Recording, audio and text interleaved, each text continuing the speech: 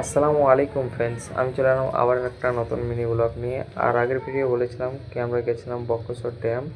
আর আমরা বক্রেশ্বর ড্যাম গেছিলাম মাছ ধরার জন্য। দেখতেই পাচ্ছ মাছ ধরার জন্য সমস্ত ব্যবস্থা আমরা করছি। আর এই যে আমার দুলাভাই এটা হুইলটা ঠিক করছে। তা হুইলটা ঠিক করা হয়ে গেলে বন্ধুরা আমরা মাছ ধরতে লাগবো। তাই তোমরা সকলেই দেখো, এই যে আমার দুলাভাই হুইল ফিটিং করছে।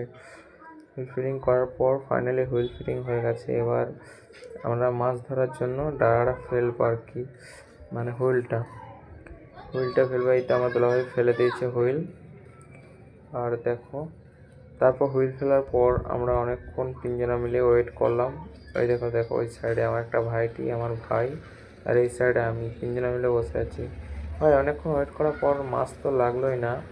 ঘুরে বক্রেশ্বর ড্যাম্পে আমাদের হুইলটা আটকা পড়ে গেছিলো, তাই দুটো ছেলেকে বলেছিলাম যে যাও খানি ডাড়াটা ছাড়িয়ে দাও।